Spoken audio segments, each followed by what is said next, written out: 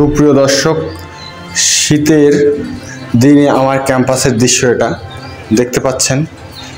হালকা কুয়াশা রয়েছে, যার কারণে হয়তো বা এরকম একটু ঘোলাটে ঘোলাটে দৃশ্য আপনাদের সামনে ভেসে উঠতে পারে। তো আমাদের ক্যাম্পাসে রংপুরে, আপনারা জানেন উত্তরাঞ্চলে রংপুর অত্যন্ত শীতার্ত একটা জায়গা শীতকালের সময়। এই ক্যাম্পাসে এখন আনাগোনা খুব কম ছাত্রছাত্রীদের। এর প্রধান কারণ হচ্ছে এখানে প্রচণ্ড শীত, অনেক সময় ক্লাসেরও বিঘ্নতা ঘটায়। এটা হচ্ছে মেন গেটের পাশে একটা ফুলের বাগান। তো এই ফুলের বাগানের ভিডিও ক্যাপচার করছি। এরপরে আপনাদের সরাসরি নিয়ে যাব একটা পরিত্যক্ত বিল্ডিং।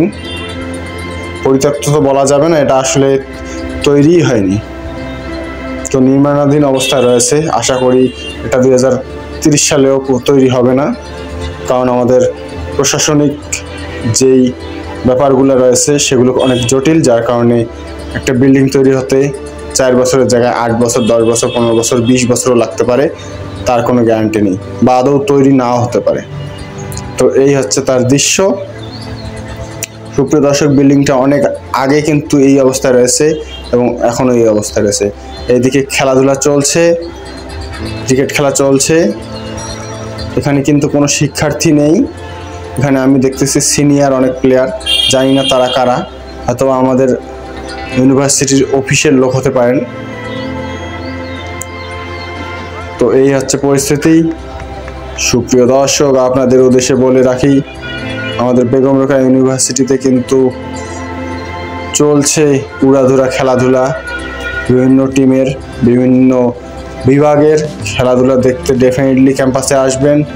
আমাদের ফুটবল খেলা এবং ক্রিকেট খেলা দুইটাই চলছে জোরে সোরে, আর ঠান্ডাও পড়েছে জোরে সোরে। এই যখন অবস্থা, তখন গেলাম আমি মেইন গেটে যে ভিডিও বানাচ্ছি। ওই মুহূর্তে একজন বলল, না এখানে তো ভিডিও করা যাবে না। তারপর আমি একটু ভিডিও ক্যাপচার করে সেই মুহূর্ত থেকে সেখান থেকে হাঁটা দিলাম। দেখতে পাচ্ছেন ক্যাম্পাসের লোকজন খুবই কম, কারণ ঠান্ডায় সবাই জড়সড়, ক্যাম্পাসও জড়সড়। এই যখন অবস্থা, তখন আমাকেও জড়সড় হয়ে থাকতে হলো। আমিও চলে এলাম যত তাড়াতাড়ি সম্ভব। তো আজকের জন্য এটুকুই, দেখা হবে, টাটা।